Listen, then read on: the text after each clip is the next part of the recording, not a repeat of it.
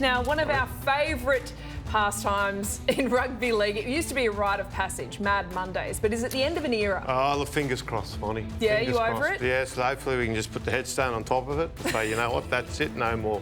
Look, it started out as a bit of light-hearted fun many years ago, but took a turn somewhere along the line and just became a lightning rod for bad publicity for the game. So anyway, we've got a noted Mad Monday man here. So. Always light-hearted, definitely not a liability. Welcome to you, Cooper I'm happy to bring Mad Mondays here at Fox League if you want us to see them. No, that might be a disaster. And from the Australian, Brent Reid, hello to you, gents. Hello. Now, with half the competition only one game away from finishing their year, just a timely reminder from the NRL CEO, Andrew Abdo, that Mad Mondays must be, well, they're not encouraged, but they must be respectful, and just a reminder that, you know, the entire code is a guest in Queensland. Do you think we've outgrown Mad Monday? I swear every CEO since I've covered the game has said the same thing in the lead up to the last round, that you must be on your best behaviour come Mad Monday. And invariably there's trouble. Look, this year's going to be different because they're all cooped together up in Queensland, but you talk about the death of Mad Monday. I don't think we'll see the death of it because they're footballers and they like to let their hair down when the season's over. It'll be more restrained. I mean, it's created so many stories over the year, generally negative, but still it goes on. And I think it'll continue to go on because that's just what footballers do. I've got no problems with players getting together and having a beer. Not at all.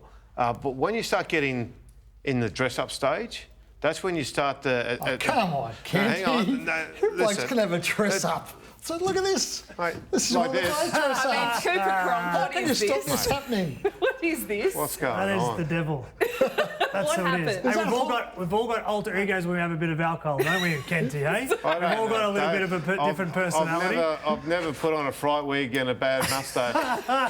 What's Hoppy got going on in the background? Is that like Hollywood Hogan there? Is that who you are? Like the bad Hulk Hogan when he turned evil? That's actually an analogy for the devil inside me just coming out on Mad Monday. Now, mate. why would you not want What that to about the happen? pins? Why would you not want that But to see, happen? it creates a mindset though when the dress up comes. Almost like some people got a mask. No one recognised me. I'll tell you a Mad Monday story.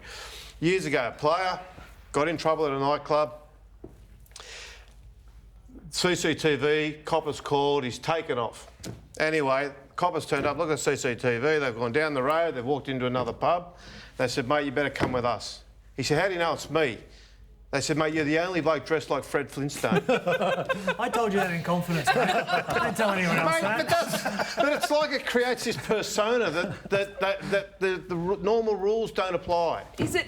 I mean, And it never was ends a lot well. of fun, and the dress-ups all began in good nature, and obviously we've had a few incidents along the way. But do you think the players still look forward to it and want to engage in Mad Monday? Times are changing all different aspects of life. There's no doubt. But I remember the first days it used to be a little photo op for media and then you could go away and do your own thing. Middle part of my career it was batten down the hatches, put up tape around the pub and no one's allowed in. Towards the end of it, I think we were drinking at the Waverley Bowls Club where everyone was able to come. So I think whether you have you dress up or you don't, it's going to happen where people hang out and have a beer together after the season. But I think the key is, as long as there's no negativity around it, do whatever you want. But it gets pretty sad, Cooper. This has happened at various clubs over the years where, in a bid to avoid negative publicity, and it became, from our point of view, it became a bit of a sport at one point there where it was... trying to catch them out. To catch people, and it was almost inevitable. You knew at some point you were getting a phone call from somewhere in the city saying, mate, you'll never guess what's happened. And I don't want to go through some of the atrocities that we've come across over the years,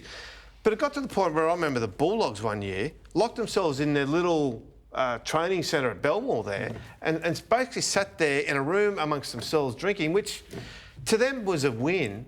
But how sad is it? You can't even be trusted to go into public and sit in a bar with other people. But they're never going to be chasing them around with their phones. That's not if they're sitting there normally, just having a beer like normal people. That's my point. I think that one still ended in drama, didn't it? Because the media showed up, wanted some vision, and one of the team officials abused the media. So that ended in drama. Really, honestly. How good is it? We rang up a club one day and said, can we get a photo? I said, yeah, sure, this is where the players were. So the photographer goes along and they got topless waitresses next to a kindergarten. They didn't think about the optics of that? Well, come on. Like, this is what you're dealing with. Like this. But look, I remember a few years ago, the Raiders sit there and Ricky Stewart called him in. He said, listen, guys, he said, go and have a beer on Monday, go to a pub. He said, but no dressing up. And all the young blokes just went, Oh, because they had their costumes ready. They'd already paid for their costumes. Was one of them bad Hulk? But they went and had a beer in a pub like normal people, and not a word was said. And that's all. That's all anybody asks. Sometimes it's not just for the players. I know Molly Meldrum likes to Mad Monday pretty well. I mean, was that Is there part another photo coming up? No, there's no more photos. No more photos. But I mean, it's part of everyone who's contributed to the club. It can be a more inclusive celebration. It can be, but then again, it comes back to where the negativity comes from is the culture and the leadership, and can you pull guys in who are misbehaving? Essentially, that's what it comes down to. It doesn't matter if you're wearing jeans and a button-up t-shirt or a Hulk outfit.